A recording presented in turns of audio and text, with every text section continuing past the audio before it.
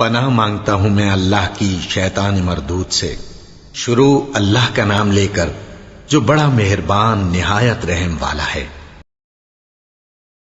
حضور اکرم صلی اللہ علیہ وآلہ وسلم کا ارشاد ہے، تمام اعمال کا دار و مدار نیت پر ہے، اور ہر عمل کا نتیجہ ہر انسان کو اس کی نیت کے مطابق ہی ملے گا۔ بس جس کی ہجرت دولت دنیا حاصل کرنے کے لیے ہو یا کسی عورت سے شادی کی غرض سے ہو، بس اس کی ہجرت انہی چیزوں کے لیے ہوگی جن کے حاصل کرنے کی نیت سے اس نے ہجرت کی۔ صحیح بخاری حدیث نمبر 1۔ حضور اکرم صلی اللہ علیہ وآلہ وسلم نے فرمایا کہ وحی نازل ہوتے وقت کبھی مجھ کو گھنٹی کی سی آواز محسوس ہوتی ہے، اور وحی کی یہ کیفیت مجھ پر بہت شاق گزرتی ہے۔ جب یہ کیفیت ختم ہوتی ہے تو میرے دل و دماغ پر اس فرشتے کے ذریعے نازل شدہ وحی محفوظ ہو جاتی ہے، اور کسی وقت ایسا ہوتا ہے کہ فرشتہ بشکل انسان میرے پاس آتا ہے اور مجھ سے کلام کرتا ہے، بس میں اس کا کہا ہوا یاد رکھ لیتا ہوں۔ صحیح بخاری حدیث نمبر 2۔ حضرت صلی اللہ علیہ وآلہ وسلم پر وحی کا ابتدائی دور اچھے سچے پاکیزہ خوابوں سے شروع ہوا۔ آپ خواب میں جو کچھ دیکھتے وہ صبح کی روشنی کی طرح صحیح اور سچا ثابت ہوتا۔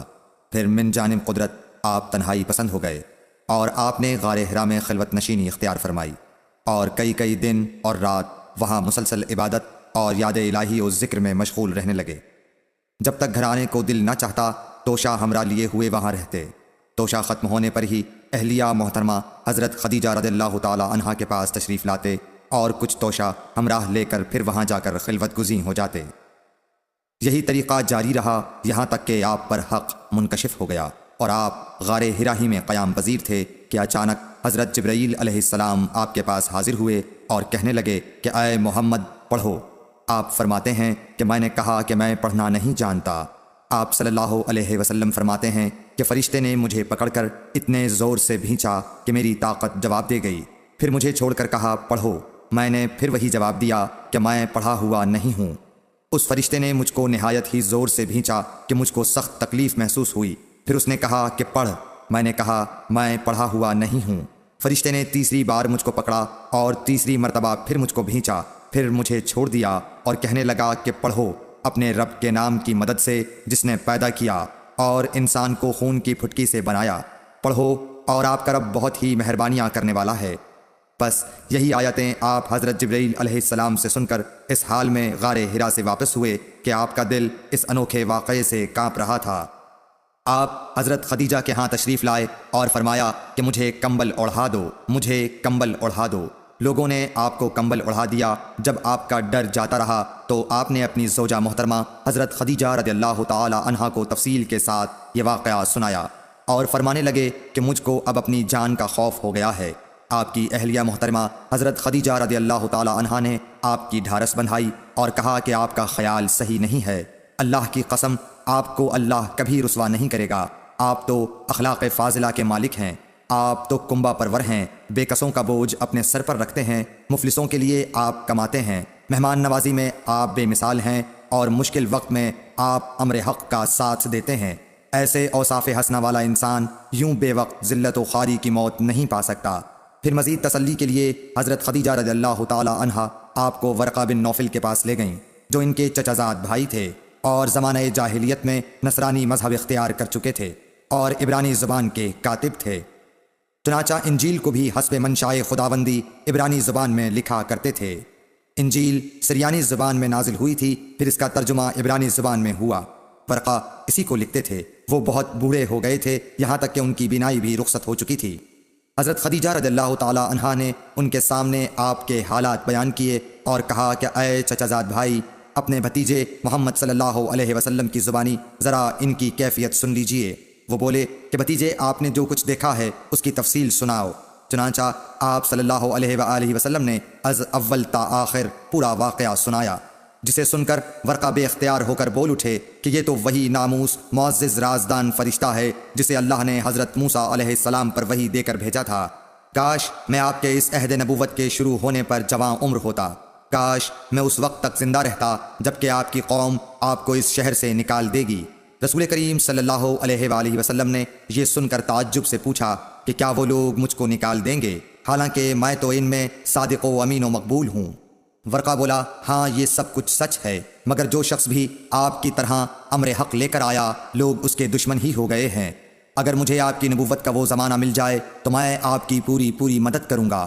مگر ورقہ کچھ دنوں کے بعد انتقال کر گئے، پھر کچھ عرصے تک وحی کی آمد موقوف رہی۔ صحیح بخاری حدیث نمبر 3۔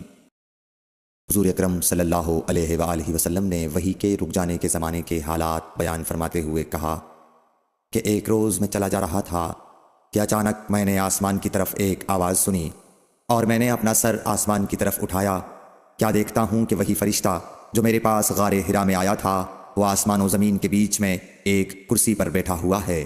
میں اس سے ڈر گیا اور گھر آنے پر میں نے پھر کمبل اوڑھنے کی خواہش ظاہر کی۔ اس وقت اللہ پاک کی طرف سے یہ آیات نازل ہوئیں، اے لحاف اوڑھ کر لیٹنے والے، اٹھ کھڑا ہو اور لوگوں کو عذاب الہی سے ڈرا، اور اپنے رب کی بڑائی بیان کر، اور اپنے کپڑوں کو پاک صاف رکھ اور گندگی سے دور رہ۔ اس کے بعد وہی تیزی کے ساتھ پے در پے آنے لگی۔ صحیح بخاری حدیث نمبر 4۔ رسول اللہ صلی اللہ علیہ وآلہ وسلم نزول قرآن کے وقت بہت سختی محسوس فرمایا کرتے تھے، اور اس کی علامتوں میں سے ایک یہ تھی کہ یاد کرنے کے لیے آپ اپنے ہونٹوں کو ہلاتے تھے۔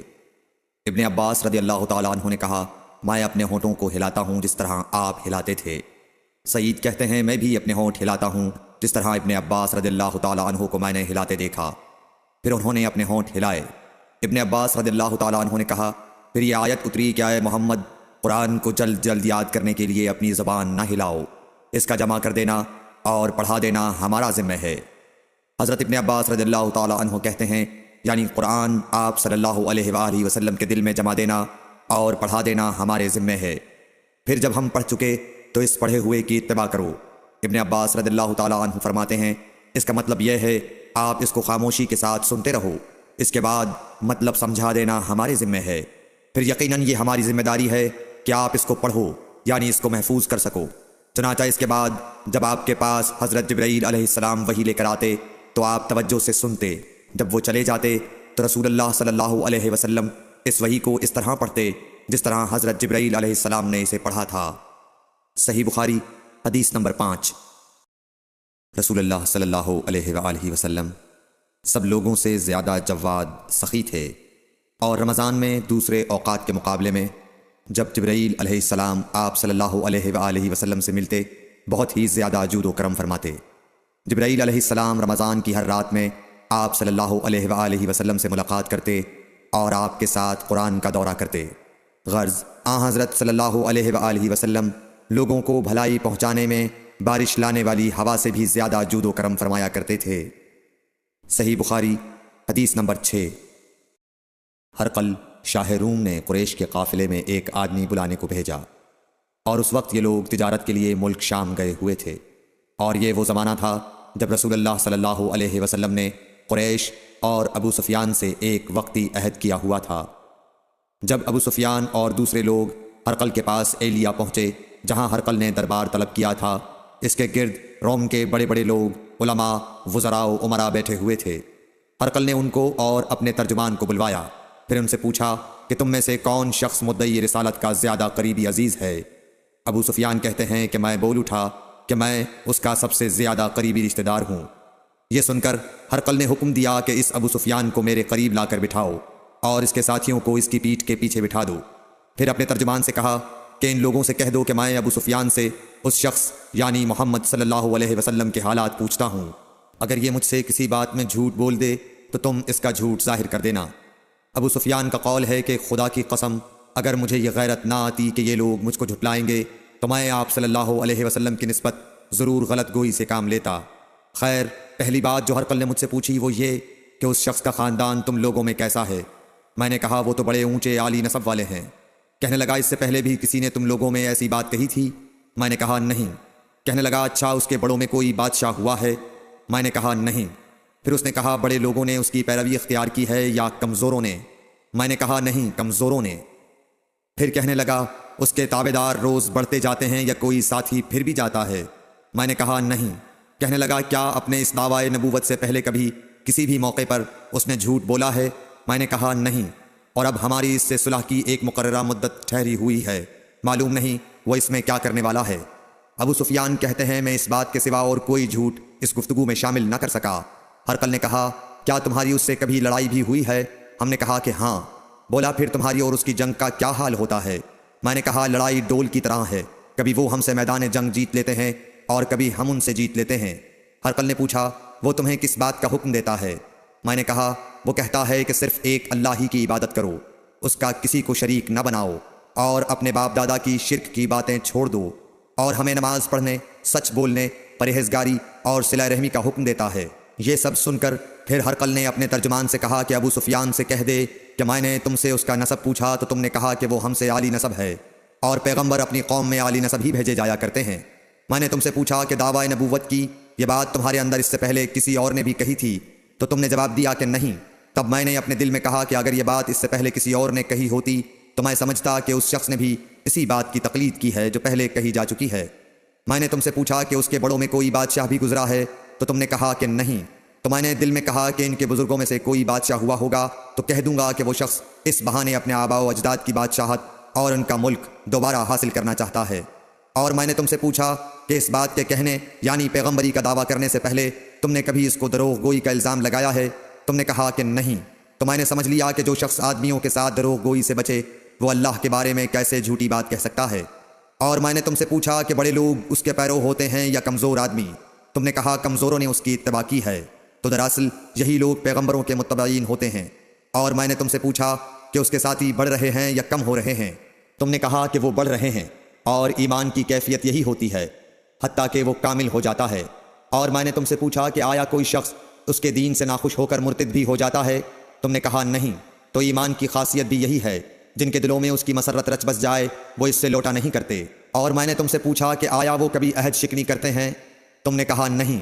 پیغمبروں کا یہی حال ہوتا ہے، وہ عہد کی خلاف ورزی نہیں کرتے۔ اور میں نے تم سے کہا کہ وہ تم سے کس چیز کے لیے کہتے ہیں؟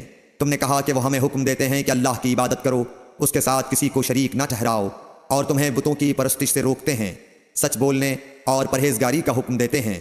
لہٰذا اگر یہ باتیں جو تم کہہ رہے ہو سچ ہیں تو ان قریب وہ اس جگہ کا مالک ہو جائے گا کہ جہاں میرے یہ دونوں پاؤں ہیں۔ مجھے معلوم تھا کہ وہ پیغمبر آنے والا ہے، مگر مجھے یہ معلوم نہیں تھا کہ وہ تمہارے اندر ہوگا۔ اگر میں جانتا کہ اس تک پہنچ سکوں گا تو اس سے ملنے کے لیے ہر تکلیف گوارا کرتا، اگر میں اس کے پاس ہوتا تو اس کے پاؤں دھوتا۔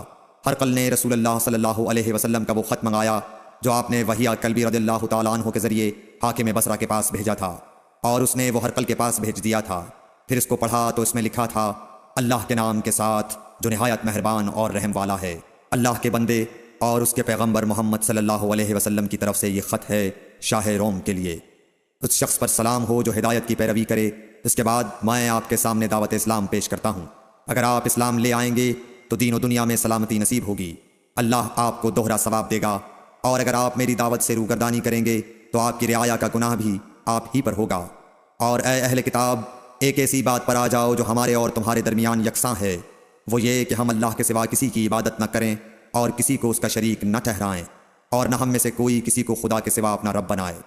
پھر اگر وہ اہل کتاب اس کتاب سے منہ پھیر لیں تو مسلمانوں تم ان سے کہہ دو کہ تم مانو یا نہ مانو، ہم ایک خدا کے اطاعت گزار ہیں۔ ابو سفیان کہتے ہیں جب ہرقل نے جو کچھ کہنا تھا کہہ دیا اور خط پڑھ کر فارغ ہوا تو اس کے ارد گرد بہت شور و غوغا ہوا، بہت سی آوازیں اٹھیں اور ہمیں باہر نکال دیا گیا۔ تب میں نے اپنے ساتھیوں سے کہا کہ ابو کبشہ کے بیٹے حضرت صلی اللہ علیہ وسلم کا معاملہ تو بہت بڑھ گیا، دیکھو تو اس سے بنی اصفر روم کا بادشاہ بھی ڈرتا ہے۔ مجھے اس وقت سے اس بات کا یقین ہو گیا کہ حضور صلی اللہ علیہ وسلم ان قریب غالب ہو کر رہیں گے، حتیٰ کہ اللہ نے مجھے مسلمان کر دیا۔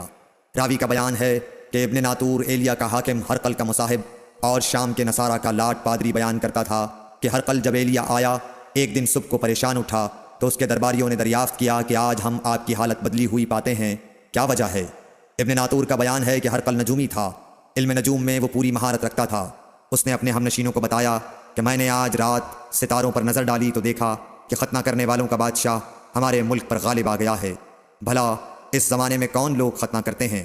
انہوں نے کہا کہ یہود کے سوا کوئی ختنہ نہیں کرتا، سو ان کی وجہ سے پریشان نہ ہوں۔ سلطنت کے تمام شہروں میں یہ حکم لکھ بھیجیے کہ وہاں جتنے یہودی ہوں سب قتل کر دیے جائیں۔ وہ لوگ انہی باتوں میں مشغول تھے کہ ہرقل کے پاس ایک آدمی لایا گیا جسے شاہ غسان نے بھیجا تھا۔ اس نے رسول اللہ صلی اللہ علیہ وسلم کے حالات بیان کیے۔ جب ہرقل نے سارے حالات سن لیے تو کہا کہ جا کر دیکھو وہ ختنہ کیے ہوئے ہے یا نہیں۔ انہوں نے اسے دیکھا تو بتلایا کہ وہ ختنہ کیا ہوا ہے۔ ہرقل نے جب اس شخص سے عرب کے بارے میں پوچھا تو اس نے بتلایا کہ وہ ختنہ کرتے ہیں۔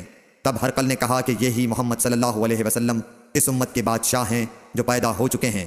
پھر اس نے اپنے ایک دوست کو رومیہ خط لکھا اور وہ بھی علم نجوم میں ہرقل کی طرح ماہر تھا۔ پھر وہاں سے ہرقل حمص چلا گیا۔ ابھی حمص سے نکلا نہیں تھا کہ اس کے دوست کا خط اس کے جواب میں آ گیا۔ اس کی رائے بھی حضور صلی اللہ علیہ وسلم کے ظہور کے بارے میں ہرقل کے موافق تھی کہ محمد صلی اللہ علیہ وسلم واقعی پیغمبر ہیں۔ اس کے بعد ہرقل نے روم کے بڑے آدمیوں کو اپنے حمص کے محل میں طلب کیا اور اس کے حکم سے محل کے دروازے بند کر لیے گئے۔ پھر وہ اپنے خاص محل سے باہر آیا اور کہا، اے روم والو، کیا ہدایت اور کامیابی میں کچھ حصہ تمہارے لیے بھی ہے؟ اگر تم اپنی سلطنت کی بقا چاہتے ہو تو پھر اس نبی صلی اللہ علیہ وسلم کی بیعت کر لو اور مسلمان ہو جاؤ۔ یہ سننا تھا کہ پھر لوگ وحشی گدھوں کی طرح دروازوں کی طرف دوڑے مگر انہیں بند پایا۔ آخر جب ہرقل نے اس بات سے ان کی یہ نفرت دیکھی اور ان کے ایمان لانے سے مایوس ہو گیا تو کہنے لگا کہ ان لوگوں کو میرے پاس لاؤ۔ جب وہ دوبارہ آئے تو اس نے کہا، میں نے جو بات کہی تھی اس سے تمہاری دینی پختگی کی آزمائش مقصود تھی، سو وہ میں نے دیکھ لی۔ تب یہ بات سن کر وہ سب کے سب اس کے سامنے سجدے میں گر پڑے اور اس سے خوش ہو گئے۔ بالآخر ہرقل کی آخری حالت یہی رہی۔ صحیح بخاری حدیث نمبر 7۔